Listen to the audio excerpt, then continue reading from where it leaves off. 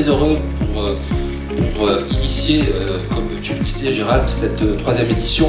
Avant toute chose, je voudrais bien sûr remercier l'ensemble des élus qui nous accompagnent ce matin. La Caisse d'épargne Languedoc-Roussillon est en quelque sorte le banquier universel de la santé. Nous prêtons aux hôpitaux publics, aux cliniques privées qui sont de gros clients de la Caisse d'épargne. Nous prêtons également à toutes les professions libérales, au monde associatif médical. Ce sont nos clients que nous voyons tous les jours. C'est pour cela que nous sommes très présents dans ce domaine et que nous sommes très présents au sommet santé. Et il faut être positif quand on parle de ces sujets aux seniors. Eux vont apporter une croissance et il se trouve, et c'est une bonne chose pour nous tous, que l'Occitanie, le Languedoc-Roussillon et en particulier la métropole de Montpellier ont énormément d'atouts pour soutenir la silver economy.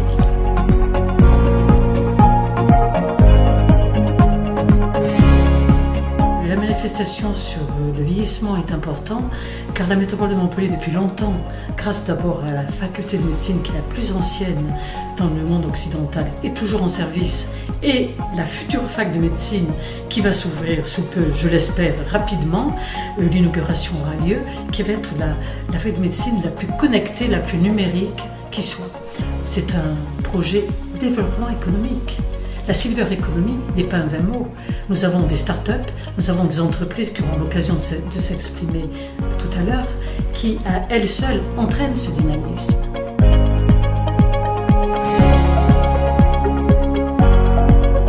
La Chambre de commerce de l'Hérault aujourd'hui est référente au niveau de l'Occitanie.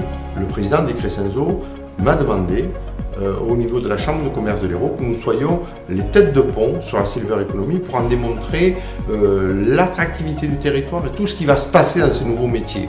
Il y a une possibilité de prendre beaucoup et de résorber une partie de chômage grâce à la silver economy, parce que ça représente plus des milliards et des milliards de chiffres d'affaires qui peuvent se réaliser là-dedans. Alors je parle au niveau européen. Maintenant, si on redescend au niveau Occitanie, il y a un vrai levier au niveau de l'attractivité du territoire. Nous, au niveau de la CCI de l'Hérault, c'est vrai que nous nous efforçons d'apporter aux entreprises du territoire déjà de l'éducation, de la vulgarisation sur la silver economy. Pour ceux qui sont un peu plus avancés, davantage de formation. Pour ceux qui sont encore plus poussés, c'est la création et l'animation d'une plateforme et d'une communauté silver eco, où là on peut davantage échanger sur ces projets, ces produits, ces services, et peut-être les clusteriser et les labelliser, parce que c'est un vrai enjeu demain que de labelliser. Il y a une dimension éthique qu'il ne faut pas oublier. Et puis enfin, c'est accompagner ces pépites du territoire sur certains salons, comme le France Silver Expo en France, ou même les accompagner à l'international via l'accompagnement de CCI France. La silver economy est évidemment un sujet majeur pour la région Occitanie, pour plusieurs raisons. D'abord, c'est un sujet majeur pour toutes les régions, mais pour nous tout particulièrement, puisque dans la région Occitanie, le pourcentage des gens âgés est supérieur à la moyenne française. Alors c'est un enjeu majeur, effectivement, la silver economy, c'est un enjeu de société, donc 15 millions de seniors, 20 millions en 2030, donc l'enjeu de société est majeur, donc l'enjeu est effectivement majeur aussi pour la première mutuelle de France, qui est Harmonie Mutuelle, et donc voilà, nous devons aujourd'hui apporter des réponses nouvelles en termes de parcours de soins, de parcours de vie.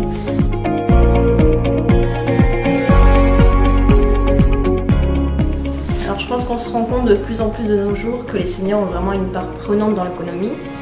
C'est des seniors autonomes, c'est des seniors actifs, c'est des seniors qui demandent également à s'informatiser, à apprendre, à connaître. C'est des gens qui aujourd'hui ont envie de faire des activités physiques, qui ont envie de sortir, de bouger, de découvrir encore, de voyager.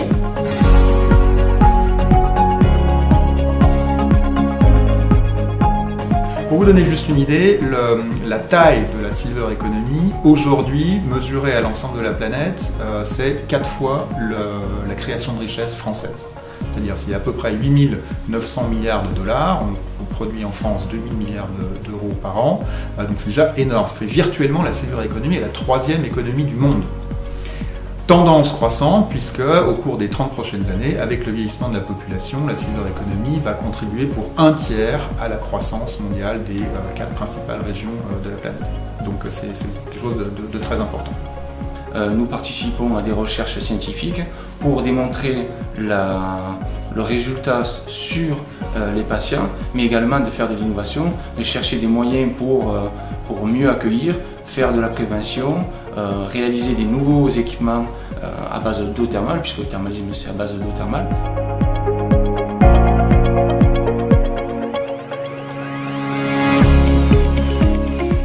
La silver economy, on a l'impression que c'est que de l'économie. Ben non, c'est du social, c'est du médical, c'est de l'activité physique.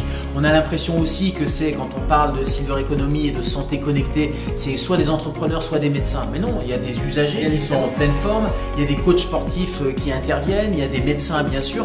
L'idée, s'il y avait un mot-clé à retenir dans cette filière, ce serait plutôt la multidisciplinarité. C'est d'avoir... Il y a le cadre, évidemment. Le cadre ici qui est assez exceptionnel.